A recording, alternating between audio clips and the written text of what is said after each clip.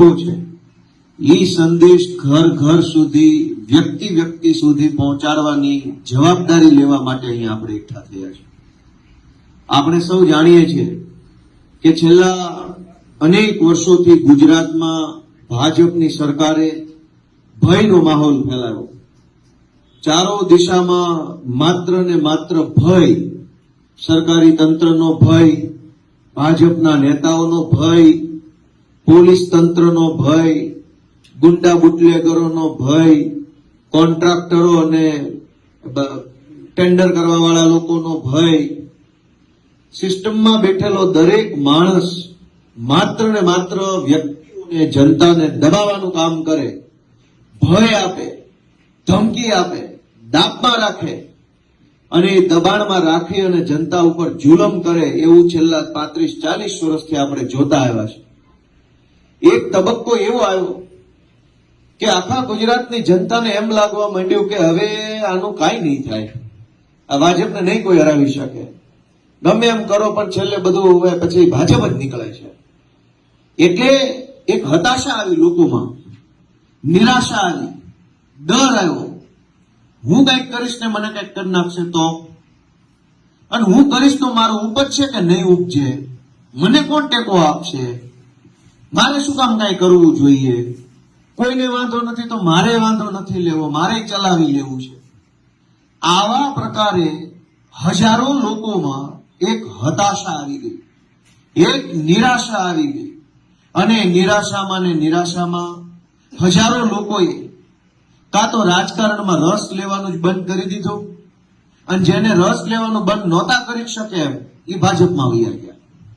સરવાળે વિરોધ પક્ષો નબળા બનતા ગયા, જનતાનો અવાજ બંધ થતો ગયો, અને ભાજપ છે એ માથે ચડતું ગયું ને દાદાગીરી કરતું ગયું. આ પરિસ્થિતિ 40 વર્ષ દરમિયાન થઈ. વચ્ચેનો ગાળો એવો આવ્યો કે ગુજરાતભરમાં અનેક નવા નવા નેતાઓ આવ્યા. આમ જનતાને એમ થયું કે હાલો ભાઈ આ કંઈક કરે એવો લાગે છે, હાલો.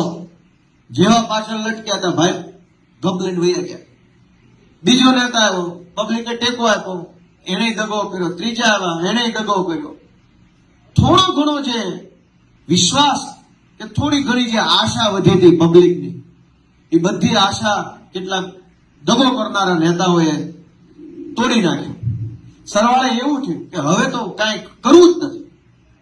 એવા હતાશા ભર્યા સમયમાં, એવા નિરાશાના સમયમાં પબ્લિક એક બાજુથી કેટલું કહેવા માંગતી હોય અને એક બાજુ કશું જ ન બોલી શકે, એવી લાચારી ભરી પરિસ્થિતિમાં વિસાવદરની જનતાએ ક્રાંતિ કરી.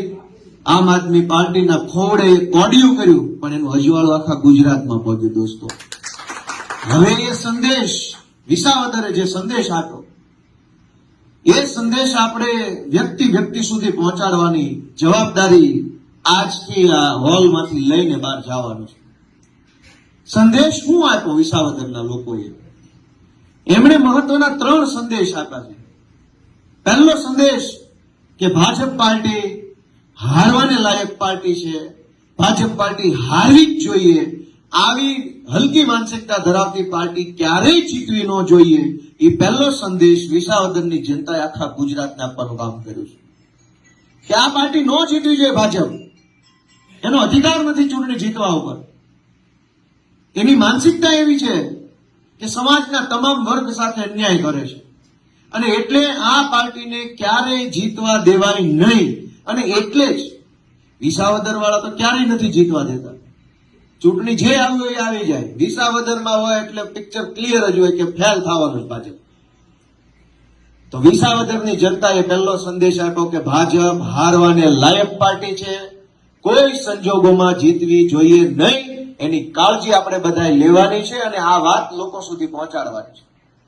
બીજો સંદેશ કે ભાજપ પાર્ટીને હરાવી શકાય છે, આ સૌથી મોટો સંદેશ એને આપ્યો છે. કરોડો લોકો એવું માને છે કે આને કાંઈ ન કરી શકાય, પણ વિસાવદરના આપણા શેઠા પાડોશી ખેડૂતોએ, માલધારીઓએ, રત્ન કલાકારોએ, ખેત મજૂરોએ, સામાન્ય વેપારી દુકાનદારોએ બધાએ ભેગા મળી સાબિત કરી બતાવ્યું કે ભાજપ શું, ભાજપના પિતાશ્રીને હરાવી શકાય એમ છે. આવો સંદેશ આપ્યો. વિસાવદરમાં ભાજપે શું તાકાત લગાવી?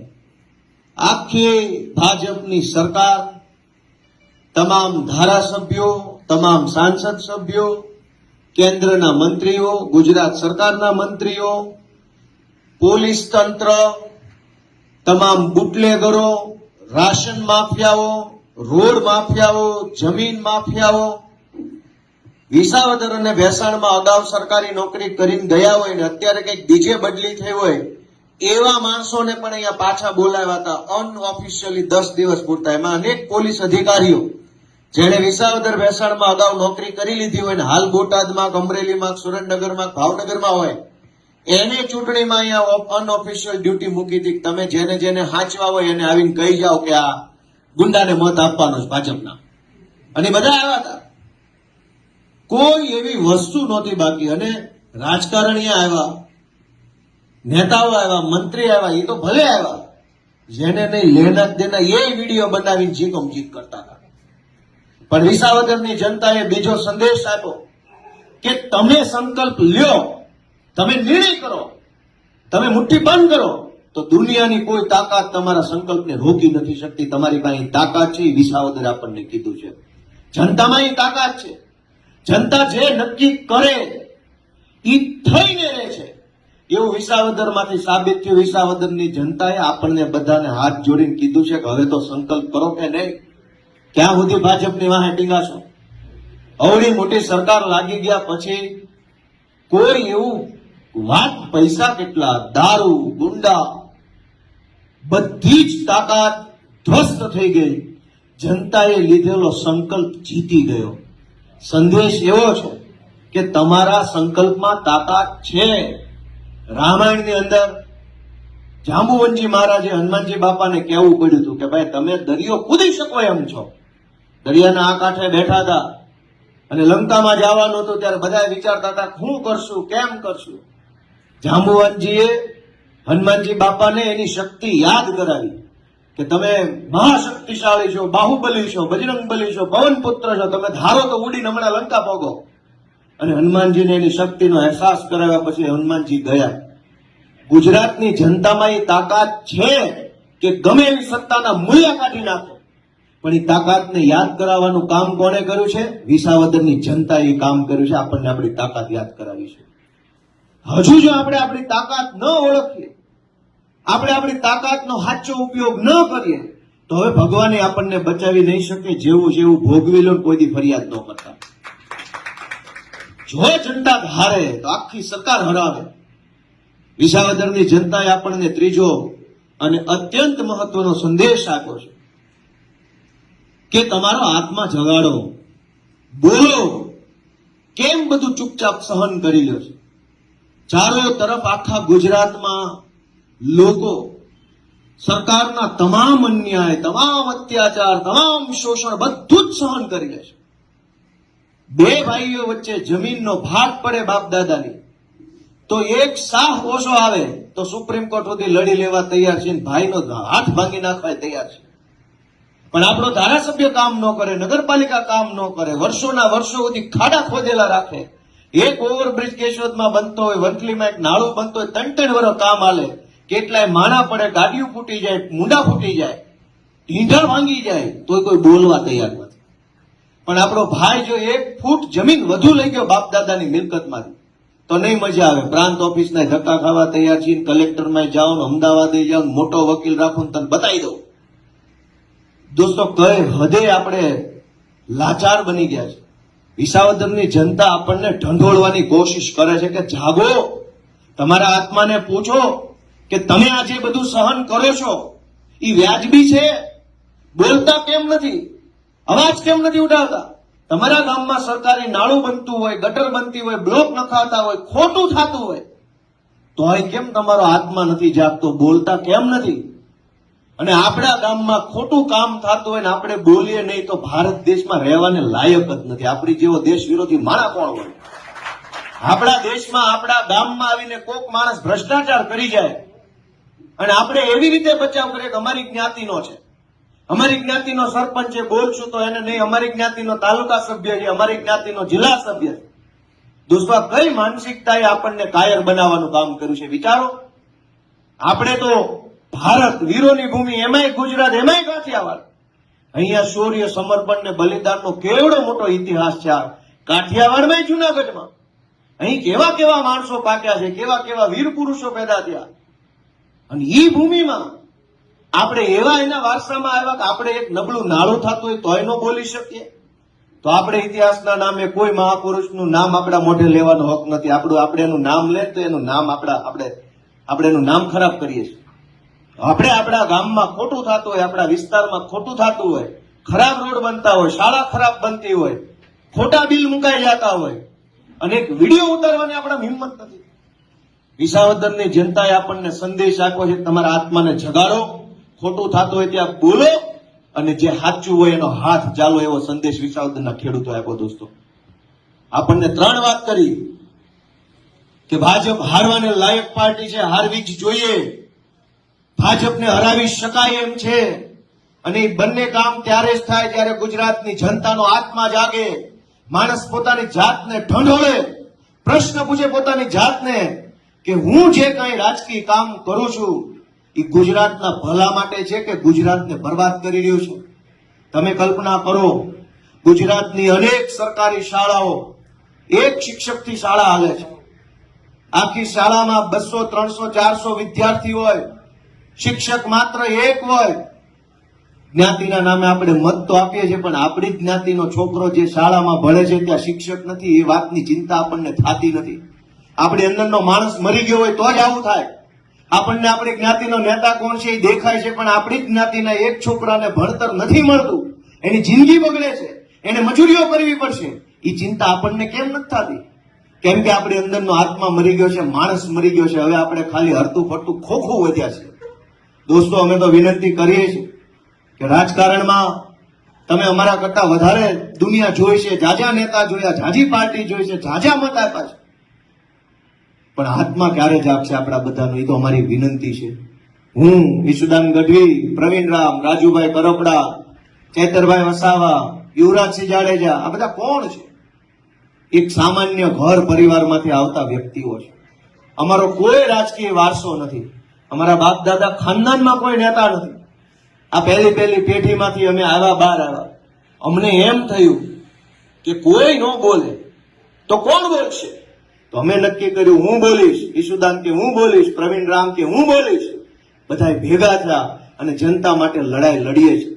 અમે આશા હું રાખીએ છીએ કે તમે તમારા મનને ઢંઢોળો, જાતને પ્રશ્ન પૂછો કે હું હાલે છે, હું કરવા જેવું છે, ને એમાં ગોપાલ કે ઈશુદાનને શું કરવું જોઈએ. તમારું મન એમ કે ગુજરાતમાં હવે આ લોકોને આગેવાની હોપવી જોઈએ, તો અમે તમારી પાસે હાથ લાંબો કરીએ છીએ. ટેકો આપો, આશીર્વાદ આપો, પ્રેમ આપો. દોસ્તો મિત્રો, ગુજરાત આપણા બધા જેવા લોકોની રાહ જોઈ રહ્યું છે. ગુજરાતને બરબાદ કરવામાં ભાજપે કઈ બાકી નથી રાખ્યું. તમે વિચારો કે ચૈતરભાઈ વસાવા, એની ઉપર એવો આરોપ છે, સાચો હોય તોય શું, ખોટો હોય તોય શું. આરોપ એમ છે કે એક ગ્લાસ કાચનો ફેંક્યો ભાજપના કોઈ માણસ ઉપર અને જાનથી મારી નાખવાની 307 લાગી. આણંદ પાસે ગંભીરાનો પુલ તૂટ્યો, 15 થી 20 જેટલા લોકોનું ખરેખર મૃત્યુ થઈ ગયું. એ માણસની મરી જવાની કલમ ક્યાંય લાગીને એનો અર્થ એવો થયો કે ભાજપના માણસની ગ્લાસની કિંમત કરતા પણ માણસ મરી જાય એની કિંમત ઓછી છે. ગંભીરામાં માણસ મરી ગયા એની કોઈ કિંમત નથી, પણ ગ્લાસ ન વાગવો જોઈએ ભાજપના વ્યક્તિ. સેકન્ડ ક્લાસ સિટીઝન, બીજા દરજ્જાનો નાગરિક, ભાજપનો આગેવાની પહેલા દરજ્જાનો નાગરિક, એ આપણા કરતા ઊંચો, એ આપણા કરતા મહાન, અને આપણે બધા પછી એની નીચે, આપણે એના કરતા નાના, આપણે એના કરતા નિમ્ન. માણસ મરી જાય એની કોઈ કિંમત નથી. ભાજપ વાળાને ગ્લાસ નો અડવો જોઈએ. ગ્લાસ કરતા માણાના જીવની કિંમત સસ્તી કરી નાખે છે. અને છતાંય આપણામાંથી કોઈનો આત્મા ન જાગે તો આપણે એમ સમજવાનું કે આપણી અંદરનો માણસ મરી ગયો, હવે ખોખું વધ્યું છે, ભલે ગમે ખોખું ફેર્યા કરે. આપણે સમાજમાં રહેવા વાળા લોકો છીએ. સમાજમાં બનતી દરેક દુર્ઘટના એના વિશે આપણને દાઝવું જોઈએ. જે કંઈ પણ બને છે એ ભલે મારી હારે ન બને, પણ સમાજમાં બન્યું છે એનો અર્થ એવો થયો કે મારી આસપાસમાં બન્યું છે, માટે મને કંઈક થવું જોઈએ, મને કંઈક થઈ જવું જોઈએ કે આ ખોટું છે કે સાચું છે. પણ દોસ્તો, હજારો લોકોએ પોતાનો આત્મા હુવડાવી દીધો છે. વિસાવદરથી વિનંતી આવે છે, ખેડૂતો હાથ જોડે છે કે ક્યારે જાગશો, ક્યારે બોલશો, શું કામ નથી બોલતા, કોની બીક રાખો છો, અને બી જઈને મૂંગા રહીને ફાયદો શું છે? બોલશો તો કઈક થશે, મૂંગા રહેશો તો શું થવાનું? ગુજરાતમાં રોજ સવાર પડે કંઈક ને કંઈક બ્રિજ તૂટી જાય, પેપર ફૂટી જાય, ડ્રગ્સ આવી જાય, બુટલેગરો પોલીસને મારી જાય. સરકાર એક જ વાતનું રટણ ચાલુ રાખે છે, કડક કાર્યવાહી કરવામાં આવશે. કડક કાર્યવાહી ગુંડા ઉપર તો થાય એવું ક્યારે આપણે જોયું નથી, પણ નાના માણસો ઉપર બહુ કડક કાર્યવાહી કરવાનું આપણે રોજે રોજ જોઈ રહ્યા છે. એક લાચાર ખેડૂત, ગરીબ માણસ પોતાના ખેતરે ઓયડી ઉપર એક લેમ્પ લગાડ્યો હોય તો વીજળી વિભાગ વાળા આવીને કડક કાર્યવાહી કરી જાય છે, દંડ આપી જાય છે, પાછળથી મેમા મોકલી દે છે, પુરવણી બિલ મૂકી દે છે, 35,000 50,000 લાખનો દંડ આપી જાય છે. લાચાર માણસ જોવો તો કડક કાર્યવાહી, અને કડક માણસ સામો આવી જાય તો લાચાર થઈ જાય છે આખી સરકાર. આ પરિસ્થિતિને કોણ બદલશે? તમારા બધાનું મન એમ કે આ પરિસ્થિતિ બદલવામાં મારે કંઈક કરવું જોઈએ, તો આ રૂમમાંથી બહાર નીકળીને ગામડે ગામડે વિસાવદરના 3 સંદેશ પહોંચાડવાનું કામ કરજો. હું બધાને વિનંતી કરું દોસ્તો એટલી હદે ખરાબ પરિસ્થિતિ કે કહેવા બેસીએ તો પાર નથી આવે એમ. અનેક પીડાઓ છે, અનેક અનેક અનેક અનેક પીડાઓ છે, અને સાંભળવા વાળો કોણ? કોઈ અધિકારી સાંભળતો નથી આપણી વાત, કોઈ નેતા આપણી વાત સાંભળતો નથી, કોઈ સરકાર આપણી વાત સાંભળતા નથી. ટીવી મીડિયા વાળાને કહીએ, ઈ આવે, ફોટા પાડે, વિડીયો પાડે, ગમે એટલું ટીવીમાં આવે તો હવે નેતાનો તે કઈ એને તે કઈ ફરક પડતો નથી. પણ મૂળ મુદ્દો નેતા નથી, મૂળ મુદ્દો જનતા છે. જે નેતાને કઈ ફરક નથી પડતો ઈ નેતાને વારંવાર ચૂંટણી કોણ જીતાડે છે? જે નેતાને આપણી સમસ્યા નથી દેખાતી એ નેતાને મત કોણ આપે છે? જે નેતા 5 વર્ષ સુધી આપણું કામ નથી કરતો એ નેતા બીજી વાર કોના મતથી જીતે છે? એ તો આપણે બધાએ વિચારવું પડશે. માત્ર નેતાનો દોષ નથી કાઢવાનો, આપણે આપણા આત્માને જગાડવાનો છે, આપણા મનને પૂછવાનું છે કે કઈક ભૂલ મારી નથી ને આમાં. અને આપણને એમ લાગે કે આમાં મારી ભૂલ છે તો હવે પછી ભૂલ સુધારી લેવાનો સમય છે. દોસ્તો એ મારી વિનંતી છે બધાને. ગુજરાતભરની અંદર અનેક પ્રકારનું ખોટું થાય છે. બાપાએ મને, સરપંચે કોણે કીધું નકલી દૂધની વાત? પણ તમે કરી. આ જુનાગઢની અંદર કિરીટ પટેલ અને એના માણસોએ આખા જુનાગઢ જિલ્લામાં નકલી સહકારી મંડળીઓ બનાવેલી છે. નકલી સહકારી મંડળીઓ બનાવવાના કારણે એક સહકારી મંડળી એટલે એક મત, આખી મંડળીનો એક મત. આવી 450 કરતા પણ વધુ નકલી બોગસ કાગળ ઉપરની મંડળી કિરીટ પટેલે બનાવી. 450 નકલી મંડળી એટલે 450 મત. અસલી મંડળી 300 જેટલી પણ નથી. ઓરિજિનલ મંડળી, સાચી મંડળી, ધારાધોરણ પ્રમાણેની મંડળી વર્ષોથી હોય એવી 300 મંડળી નથી. એટલે સમજી લો કે 300 મંડળી અસલ, 450 મંડળી નકલ, કુલ થઈ ગઈ 750 મંડળીઓ. ઈ 750 મંડળી એટલે 750 મત. ઈ 750 મતનું મતદાન થાય એટલે જુનાગઢ જિલ્લા સહકારી બેંકના ચેરમેન અને ડિરેક્ટર બને, બોડી બને. ઈ 750 મતનું મતદાન થાય એટલે જુનાગઢ જિલ્લા ખરીદ વેચાણ સંઘની બોડી બને. ઈ 750 મતનું મતદાન થાય એટલે સાવજ ડેરીની બોડી બને. 450 નકલી મત આધારે ચૂંટણીઓ થાય છે. એ ચૂંટણીમાં નકલી મતદાર મત આપે છે. એ મતદાનથી ભાજપની હલકી માનસિકતા ધરાવતા ગુંડાઓ જેવા માણસો APMC Junagadh, JDC bank Junagadh, Savaj dairy Junagadh અને જિલ્લા ખરીદ વેચાણ સંઘ જુનાગઢમાં ભાજપના ગુંડાઓ ચૂંટણીઓ જીતે છે. ચૂંટણી જીત્યા પછી મન ભાવે એવો કરોડો રૂપિયાનો ભ્રષ્ટાચાર કરે છે. સાવજ ડેરીમાં ભાજપના માણસો કેમિકલ વાળું દૂધ હજારો લીટર ભરે છે. તમે વિચાર કરજો કે આજથી થોડાક વર્ષો પહેલા કેન્સરનું પ્રમાણ બહુ ઓછું હતું. આજ તમે તમારી આસપાસમાં જોજો, હજારો લોકો કેન્સરના રોગી છે. વંથલીમાં, કેશોદમાં, વિસાવદરમાં, માંગરોળમાં, માણાવદરમાં અનેક મહિલાઓ પણ કેન્સરને પીડિત છે. અને બાનું એવું બતાવે છે કે તમે દવા છાંટો છો ખેતરમાં એટલે આવું થાય. નહીં, એ વાત ખોટી છે. દૂધની અંદર પ્યોર કેમિકલ નાખવામાં આવે છે. ઈ કેમિકલ વાળું દૂધ સાવજ ડેરીમાં ભાજપના માણસો ભરે છે. સાવજ ડેરીમાં પેકિંગ થાય છે. ઈ પેકિંગ વાળો માલ આપણે બીજા ત્રીજા દિવસે ખરીદીને પી જઈએ, પછી થાય છે આપણને કેન્સર. દવા તો વર્ષોથી છટાઈ છે. હમણાં જ કાં કેન્સર વધ્યા? દવા કઈ 5 વર્ષથી થોડી ચાલુ કરી, દવા તો 20 વર્ષથી છટાઈ છે. બહુ જૂના જમાનામાં મોનોકોટોફોસ થી ચાલુ થયેલું, તેથી કોઈને કેન્સર ન થયા. અને દવા તો પાંદડા ઉપર છટાઈ ગઈ. પણ તોય જુનાગઢ સાવજ ડેરીના ભાજપના મળતિયાઓ નકલી મંડળીના આધારે, નકલી મતદાનના આધારે ચૂંટણી જીતીને સાવજ ડેરીમાં બેસે, કેમિકલ વાળું દૂધ વેચે, કરોડો લોકોના જીવન સાથે ખિલવાડ થઈ રહ્યો છે. પણ આપણો આત્મા નથી જાગતો. શું કામ? આપણો આત્મા હિન્દુ, મુસલમાન, પાકિસ્તાનમાં ફસાઈ ગયો છે, ગારામાં આવી ગયો, કીચડમાં ફસાણેલા છે. આપણને આપણા જીવની ચિંતા નથી થતી કે આ કેમિકલ વાળું દૂધ કિરીટ પટેલ ને એના માણસો પીવડાવે છે, મરી જાવું. મોતની ચિંતા નથી, પણ પાકિસ્તાનની ચિંતા વંટલીમ બેહીને કરે છે લોકો. ક્યારે આત્મા જાગશે? ક્યારે આપણું મન જાગશે કે હું મરી જાવી પહેલા મારી તો ચિંતા કરું, ભારતની ન કરો તો કાંઈ નહીં, તમારા પોતાના જીવની અને સ્વાસ્થ્યની ચિંતા તો કરો. હમણાં રિપોર્ટ આવ્યો તો બ્રાઝિલ દેશમાંથી, અમેરિકાથી, ઓસ્ટ્રેલિયાથી, કેનેડાથી, દુનિયાના તમામ દેશમાંથી રિપોર્ટ આવ્યો કે ભારતમાં જે માણસને પીવાની દવા બનાવે છે, કફની દવા, તાવની દવા, બીજી ત્રીજી દવા, એ દવા અત્યંત હલકી ક્વોલિટીની દવા છે. ભારતની કંપનીઓએ, એમાંય ગુજરાતની, અમદાવાદની કંપનીઓએ કફની દવા, તાવની દવા જે બનાવી, એ દવા બ્રાઝિલમાં, કેનેડામાં, ઓસ્ટ્રેલિયામાં વેચી, ત્યાં લોકો એ દવા લીધી, માંદા પડ્યા, કેટલાક લોકોના મોત થઈ ગયા.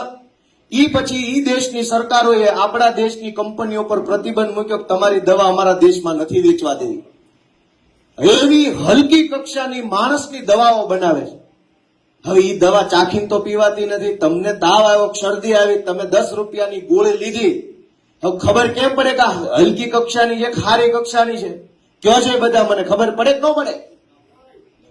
વિશ્વના દેશોએ ગુજરાતની દવા બનાવવાની કંપની ઉપર પ્રતિબંધ મૂક્યો. ભારતની સરકારે શું કર્યું?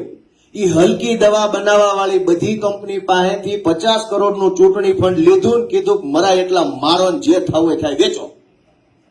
ભાજપે ઓફિશિયલી ઓન પેપર વ્હાઇટના પૈસામાં એકાઉન્ટ ટ્રાન્સફરથી 50 કરોડનું ફંડ લીધું દવા બનાવવાની કંપનીઓ પાસેથી, અને કીધું જેવી ફાવે એવી વેચો, મરી જાય. ક્યાં બાપાના છે?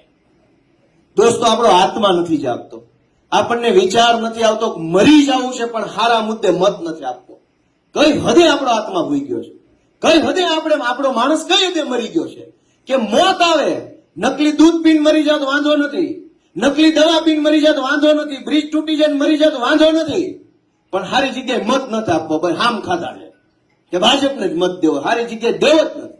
આ કઈ માનસિકતા છે? આપણે જાતને પૂછો કે હું કયા ગુજરાતનો વારસદાર છું, હું કયા સમાજનો વારસદાર? કયું ગુજરાત? ગાંધીનું, સરદારનું, કૃષ્ણકુમાર સિંહજી, દેવાતાપા બોદર, કેવા માણસોના આપણે વારસદારો છીએ. અને આપણને એની લાત નથી આવતી કે આપણે આપણા પૂર્વજોના માન ખાતરે આવા હલકી માનસિકતાના ભાજપ વાળાને ભગાડીએ. આપણને આપણા પૂર્વજોની લાજ નથી. આપણે જેનું ગર્વ લેવા નીકળ્યા છે એની લાજ શું રાખીએ? આપણે એની જો લાજ રાખતા હોય સરદાર પટેલ કે ગાંધીજીની કે કૃષ્ણકુમાર સિંહજીની કે જે કઈ મહાપુરુષો ગુજરાતમાં થયા એની લાજ રાખતા હોય તો આપણી અંદરનો આત્મા જાગી જવો જોઈએ, આપણું મન જાગવું જોઈએ કે બહુ ખોટું થાય છે અને કોકના મોત માટે થઈને ભાગીદાર બનવામાં મારો મત નહીં હોય. હવે યા તો હું ઘરે બેસીશ, યા તો સારો માણસ જોઈને મત આપીશ, પણ કોક મરી જાય એમાં મારો મત ન હોવો જોઈએ. ગંભીરાનું નાળું તૂટ્યું, લોકો ગુજરી ગયા, સરકારે કીધું 23 ગાળા પૈકીનો 1 ગાળો તૂટ્યો છે. મુખ્યમંત્રીએ એવું કીધું કે બધા નથી તૂટ્યા, 1 જ તૂટ્યો છે. એનો અર્થ એવો નીકળ્યો કે નાળું ભલે તૂટ્યું પણ ભાજપની સરકારનો ઘમંડ હજુ નથી તૂટ્યો, એટલે તે આવા બાના કાઢે છે કે 1 ગાળો તૂટ્યો. એને શરમ નથી કે કેટલા માણસો મરી ગયા, એનો આખો માળો તૂટી ગયો પરિવારનો. આ એક માણસ મરી જાય એના આખા પરિવારનો માળો તૂટી જાય. આખો માળો તૂટ્યો, એની સરકારને ચિંતા નથી, બસ ગાળો 1 તૂટ્યો છે ને એટલે બીજી કઈ ઉપાધિ નથી. દોસ્તો, કઈ હદે બેશરમ તંત્ર છે. અને બેશરમ એટલે છે કે આપણે હિન્દુ મુસલમાન પાકિસ્તાન ને આ જ્ઞાતિ ઓલી જ્ઞાતિ અમારે એના વિરોધ છે, પાડી દેવાનો છે, ગમે ગધેડા જીતાડો બાકી ઓલી જ્ઞાતિ નહીં, એમ કઈ કઈને આ લોકોને 35 વર્ષથી આપણે મોટા કર્યા છે. કોઈ દી હારા માણસને આપણે ચૂંટણી નથી જીતવા દીધી. સજ્જન માણસ હોય, વ્યવહારિક માણસ હોય, મુદ્દાની વાત કરતો હોય, લડવા માટે તૈયાર હોય, એને આપણે કોઈ દી ફાવવા નથી દીધો. શું કામ? કેમ કે આપણી જ્ઞાતિનો ન હોય. અને ગમે એવો ખરાબ માણસ હોય, હલકી ભાષા વાપરતો હોય, કામ ન કરતો હોય, કઈ આવડતું ન હોય, આપણી જ્ઞાતિનો છે, બેહાડી લો ખંભે હાલો, લઈ લો વિધાનસભામાં કાઢી. દોસ્તો, આપણે આપણા આત્માને જગાડીએ કે આપણા હાથે પાપ થઈ રહ્યું છે, આપણા હાથે પાપ થઈ રહ્યું છે. આપણે આપેલા એક મતથી ભાજપનો એક ધારાસભ્ય બને ને એની બહુમતી આવે ને એ બહુમતી આધારે સરકાર જેટલું ખોટું કરે છે એ પાપનું આપણને પણ લાગવાનું છે. મહાભારત વખતે ધૃતરાષ્ટ્રના દરબારમાં દ્રૌપદીજીના ચીર લૂંટાતા, એમાં ચીર લૂંટવાનું કામ દુશાસન કરતો હતો, પણ એ મૂંગા મોઢે જોતા હતા કોણ? ગુરુ દ્રોણ ને ભીષ્મ જેવા મહાપુરુષો, મહાશક્તિશાળી માણસો હતા. એ મૂંગા મોઢે જોતા. એને કીધું ને કે ભાઈ આ બધા ધંધા બંધ કરતા રહ્યા, બહેનો દીકરીઓ આ ન કરાય. એ કાંઈ ન બોલ્યા. ગુરુ દ્રોણ, ભીષ્મ, ધૃતરાષ્ટ્ર આ બધા જોઈ રહ્યા અને દુશાસન જેવો એક નબળો માણસ ચીરહરણ કરતો. આજ ગુજરાતમાં આ પરિસ્થિતિ છે. 4 પૈસાના ટપોરી, 2 પૈસાના બુટલેગરો, 1.5 પૈસાના જમીન માફિયાઓ, 3 પૈસાના સરકારી કેટલાક દલાલ, કેટલાક અધિકારીઓ ચીરહરણ કરે છે ગુજરાતની જનતાનું. અને મારી તમારી જેવા સજ્જન માણસો ચૂપચાપ તમાશો જોઈ રહ્યા છે. 4 પૈસાનો બુટલેગર આખા તાલુકામાં નાગાઈ કરતો હોય છે, પણ આખો તાલુકો એ તમાશો જોઈ રહે છે. 3 પૈસાનો એક માથાભારે માણસ હોય, 2 પોટલી મારી જાય ને બજારે ગમે એમ લવારી કરે તો પોલીસ તમાશો જોવે, સરકાર તમાશો જોવે, જનતા તમાશો જોવે. દોસ્તો, જે હાલ મહાભારતમાં ચૂપ રહેવા બદલ ભીષ્મ, દ્રોણ ને ધૃતરાષ્ટ્રને થતા, એ સજા આપણે ભોગવી રહ્યા છીએ. મૂંગા રહેવાની સજા ભોગવી રહ્યા છે. ખરાબ રોડ બને આપણે નથી બોલતા તો આપણે સજા ભોગવીએ છીએ. ખરાબ કામ થાય સરકારી કચેરીઓમાં આપણે નથી બોલતા, આપણે સજા ભોગવીએ છીએ. દોસ્તો, હું તો તમને એટલી વિનંતી કરવા આવ્યો છું, બહુ નાનો માણસ છું, ઉંમરમાં, અનુભવમાં, સ્થિતિ પરિસ્થિતિમાં તમારા બધા કરતા નાનો માણસ હું છું. એ વાત અલગ છે કે વિસાવદરની જનતાએ આશીર્વાદ આપીને મારું માન વધાર્યું છે, પણ મારું બેકગ્રાઉન્ડ, મારું જે પરિવાર, મારું જે કાંઈ સ્થળ બહુ નાનો માણસ. મને બહુ જાજી ન ખબર પડે, પણ મને એટલી ખબર પડે છે કે આપણે આપણા મનને જગાડવાનું છે. આ બહુ આપણે સહન કરીએ છીએ, કેવા બેસીસ તો પાર નથી આવે. એટલા પ્રશ્નો કરી હું ચર્ચા કરી.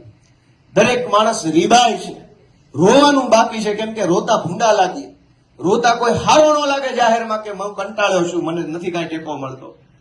એટલે માણસ મરવા વાંકે જીવતો હોય એવું જીવન જીવે છે. આપણે બધાય ભેગા મળીશું, સાથે હાલીશું, આપણે બધાય આપણી મનને જગાડીને, આત્મા જગાડીને કામ કરીશું તો ગુજરાતને ભાજપના ભરડામાંથી છોડાવી શકીશું અને એક સારી દિશામાં લઈ જઈ શકીશું. દોસ્તો, હું તમારા બધા પાસે આશા રાખું છું કે માત્ર ચૂંટણી લક્ષી કામ નથી કરવાનું. ચૂંટણીઓ આવશે, જાશે, ઘડીક આ પાર્ટી જીતે, ઘડીક ઓલી પાર્ટી જીતે, ઘડીક ગોપાલભાઈ નેતા, ઘડીક રમેશભાઈ નેતા, એ બધું હાલે, પણ જ્યાં જરૂર પડે, જ્યાં ખોટું થતું હોય ત્યાં બોલવું એ આપણી લાઈફ ટાઈમ ડ્યુટી છે, જીવનભરની જવાબદારી છે. ચૂંટણી હોય કે ન હોય, બોલવું એ આપણી જવાબદારી, આપણી નોકરી છે. સમાજની નોકરી કરીએ છીએ આપણે બધા, સમાજથી મોટું કોઈ નથી. આપણે સમાજના નોકર છીએ એટલે આપણી કાયમી જવાબદારી છે. જ્યાં ખોટું થાય ત્યાં અવાજ ઉઠાવો એ આપણી સમાજ પ્રત્યેની કાયમી નોકરી છે. ચૂંટણી જે હોય તે, જે જીતે, જે હારે, ઘડીકા એવું નથી. ચૂંટણી હોય તો જ બોલવું, ચૂંટણી સિવાય પણ બોલતા શીખો, અવાજ ઉઠાવો. જીવનમાં પહેલી વાર બોલશો, પહેલી વાર અવાજ ઉઠાવશો તો કેટલાક નબળા તત્વો તમને દબાવવા, ધમકાવવાની કોશિશ કરશે, પણ એને ગાંઠશો નહીં. પહેલી બીજી વાર જે કાંઈ આવે ને કહી દો ભાઈ થાય કરી લેજે, તો એ તમારું સરનામું ડિલીટ મારી દે કે અહીંયા ટાઈમ બગડે એવું છે, આને બીજી વાર ફોન ન કરો. કેમ કે આ આપણી દેશી ભાષામાં કરકોલે હાલ્યું છે, એવું બોલે છે ને આ બાજુ, કરકોલે હાલે છે, પેધી ગયા છે. એક ફોન કરવાનો, હરેશભાઈ જોજો હો, હરેશભાઈ બી જાય તો ઓલાનું કામ થઈ ગયું. પણ હરેશભાઈ એમ કહી દે કાંઈ નહીં, જોવું જ છે, મોકલો, હું જોવાનું છે, તો બીજી વાર ફોન નથી કરતા. ભાજપ જેટલા કાયર માણસો, ભાજપ જેટલા ડરપોક માણસો ભાજપ જેટલા એકદમ નકામા માણસો દુનિયામાં ક્યાંય મેં નથી જોયા દોસ્તો, એટલા કાયર માણસો છે, પણ સરકારની પાછળ છુપાઈને હાલે છે. હિંમત વાળા અમે માણસો છે કે આખી ભાજપની સરકારની સામે લડીએ છીએ. મરદ અહીંયા ઉભા છે દોસ્તો, આ હોલની અંદર ઉભા છે. પોલીસની પાછળ હંતાઈને, કલેક્ટરની પાછળ હંતાઈને, ટીડીઓ ડીડીઓ આખા તંત્રની પાછળ ઉભા રહીને હોશિયારી મારવી એ કાયર લોકોના કામ છે. સરકાર આખી ફોજ લઈને આવે, આખી police, crime branch, LCB, bootlegger, પૈસા, મંત્રી તંત્રી તમામ એની સામે ઉભા રહે ને એ આમ આદમી પાર્ટીના યોદ્ધાઓ છે દોસ્તો, લીડર અમે છીએ. અને ભાજપના કાયર માણસો આમ જનતાને બીવડાવે. તમે કઈક પોસ્ટ લખો, તમે કઈક બોલો, વોટ્સએપના ગ્રુપમાં કઈક નાખો, જ્ઞાતિના ગ્રુપની અંદર કઈક લખો, જોજેવો પછી જોજેવો. એકવાર તો હિંમત કરો, જે બતાવવાનું એ બતાવી, જોઈ લેવાનું થાય છે. એકવાર તો બોલીને બતાવો, જિંદગીમાં બીજી વાર હામાં નહીં મળે. અમે એને ઓળખી ગયા છીએ ને એટલે દર વખતે કે જે બતાવવાનું લઈને આવી જાજે, જોઈ લઈશું શું છે. અને એટલે હવે અમને નથી બીક લાગતી. હું તમને વિનંતી કરું છું, બોલો, અવાજ ઉઠાવો. ક્યાં સુધી લાચારી ભર્યું જીવન જીવશો?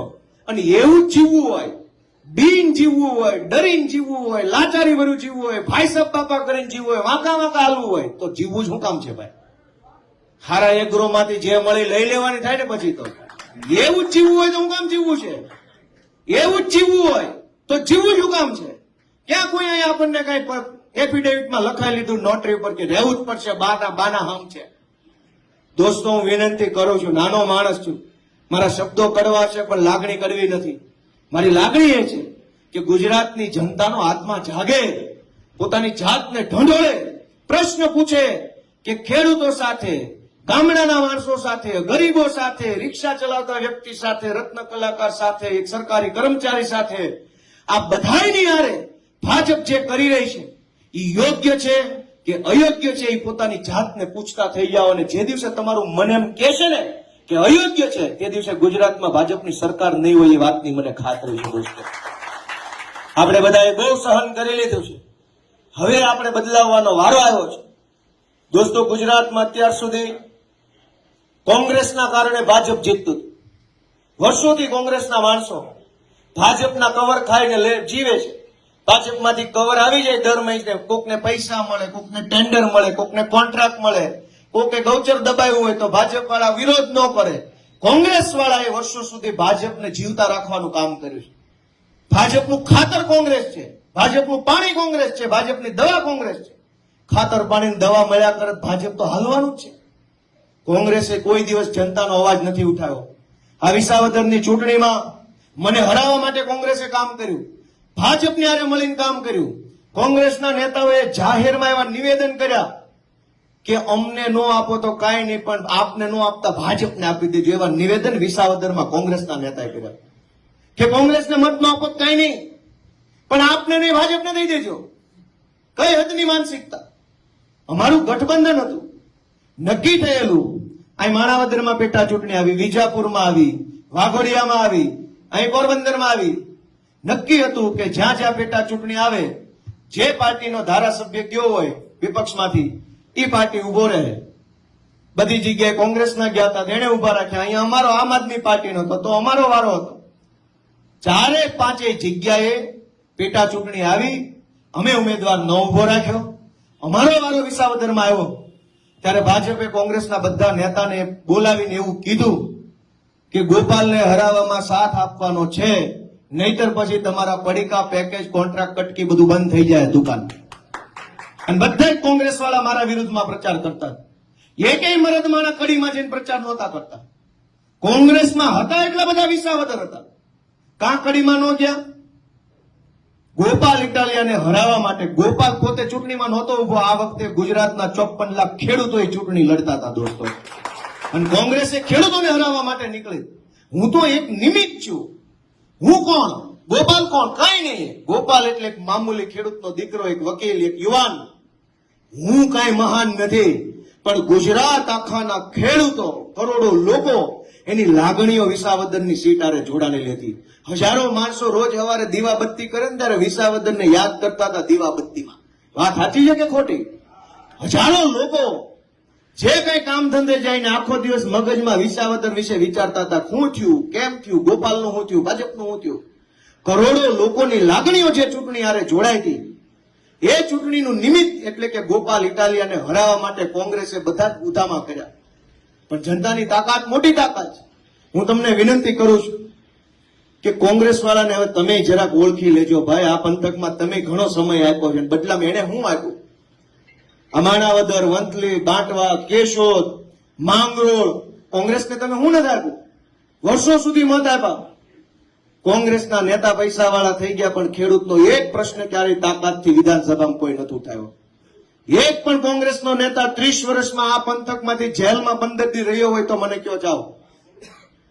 આ આખા જુનાગઢ જિલ્લો, ગીર સોમનાથ જિલ્લામાંથી જેટલા કોંગ્રેસના નેતાઓ, ધારાસભ્ય, જિલ્લા સભ્યો બન્યા, એમાંથી એક પણ માણસ 15 દિવસ જનતા માટે જેલમાં રહ્યા હોય તો દાખલો બતાવો. કોઈ જેલમાં નથી ગયા. શું કામ? બધા વેવાયું બની ગયા ભાજપ વાળા. ક્યાંથી જેલમાં? વેવાઈને કોણ પૂરે? ઈશુદાન ગઢવી જેલમાં ગયા, હું જેલમાં ગયો, પ્રવીણ રામ જેલમાં હતા, રાજુ કરપડા જેલમાં, ચૈતર વસાવા અત્યારે જેલમાં છે. અમે કોઈ દારૂ કે ડ્રગ્સ વેચતા જેલમાં નથી ગયા. અમે કોઈ બહેનો દીકરીઓને છેડતી કરીને જેલમાં નથી ગયા. જનતા માટે લડતા હતા, સાચા દિલથી લડતા હતા અને ભાજપ સામે લડતા હતા, એટલે ભાજપે જેલમાં પૂરવાનું કામ કર્યું. દોસ્તો, હું તમારી પાસે આશા રાખું છું કે આવનારી ચૂંટણીમાં તમારો આત્મા જગાડો, તમારા મનને ઢંઢોળો. પ્રચાર હશે ત્યારે બધી પાર્ટી, બધા નેતા, આપણી જ્ઞાતિ, આપણા નેતા, આપણું જોજો કહેવા આવશે. તકલીફ પડશે ત્યારે એકેય ભાજપ કોંગ્રેસનો નેતા આવતો નથી. સમય હોય ત્યારે કોઈ નથી આવતો. આ વિસાવદરમાં ભાજપના 400 નેતા આવ્યા હતા મારા વિરુદ્ધમાં પ્રચાર કરવા. ગંભીરાનો પુલ તૂટ્યો, ત્યાં કેટલા ગયા? કોઈ નહીં. ચૂંટણી હોય તો 400 આવશે, માણા મરી જાય તો 4 જણા નથી આવતા. આ ભાજપને કોંગ્રેસની રીત છે. દોસ્તો, મેં તમને મારી બધી વિનંતી કરીશ. હું આશા રાખું છું કે આપણે બધાએ આપણા આત્માને જગાડવાનું કામ કરીએ.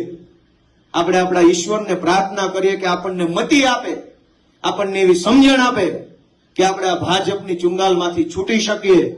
આપણા એક મતના કારણે ગુજરાતના કરોડો બાળકોનું જીવન સુધરે. આપણા એક મતના કારણે કરોડો ખેડૂતોનું જીવન સુધરે. આપણા એક મતના કારણે ગુજરાતના લોકોના ચહેરા ઉપર સ્માઇલ આવે. એવું કંઈક કામ આપણા હાથે થાય, એ માટે ઈશ્વરને આપણે પ્રાર્થના કરીએ. દોસ્તો મિત્રો, ધારાસભ્ય તો હજારો બની ગયા ગુજરાતમાં. કઈ હું કઈ નવી નવાઈ નો છું. આની પહેલા ખટારા ધારાસભ્યોના બની ગયા. એકનો એક માણસ 10-10 વાર ધારાસભ્ય થયો હોય એવાય ઘટનાઓ છે.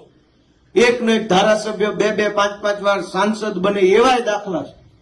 ગુજરાતના ઇતિહાસની આ પહેલી ઘટના છે કે જેમાં એક છોકરો ધારાસભ્ય બન્યો, એની આ 20 દીથી ઉજવણી આખા ગુજરાતમાં હાલે છે. દોસ્તો,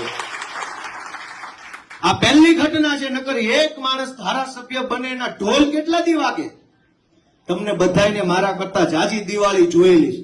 વધીને 2 દી ઢોલ વગાડવાના હોય, પછી બધું રાગે પડતું થાય. પણ આ પહેલી વખત ગુજરાતમાં ઇતિહાસ બન્યો, જાણે સરકાર બની ગઈ હોય એવો માહોલ છે. સોશિયલ મીડિયા ખોલો, યુટ્યુબ ખોલો, છાપા ખોલો, વોટ્સએપ ખોલો, ગામના ગલ્લે બેસો, શેઠે વાત કરો, હજુ વિસાવદરનો કોટો ઉતરતો નથી. આખું ગુજરાત લહેરમાં આટા મારે. તો કેટલો ગુજરાતની જનતાને કેટલી દબાવી હશે ભાજપે, ઈ પણ વિચારો. અને વિસાવદરમાં ગોપાલ ઇટાલિયા જીત્યો તો કેટલું લોકોને હાશકારો થયો છે, એ પણ તમે વિચારો. દોસ્તો, હું તમારી બધાની પાસેથી આશા રાખું છું કે વિસાવદરથી નીકળેલા 3 મહત્વના સંદેશ કે ભાજપ હારવાને લાયક પાર્ટી છે, ભાજપ પાર્ટીને હરાવી શકાય એમ છે, અને તમારો આત્મા જે દિવસે જાગશે તેથી ગુજરાતમાંથી ભાજપ ભાગશે. આ 3 સંદેશ આખા પંથક, વિસાવદર, કેશોદ, વંથલી, માણાવદર, માંગરોળ બધે ઘરે ઘરે પહોંચાડો એવી વિનંતી કરું છું. આપ સૌ અહીંયા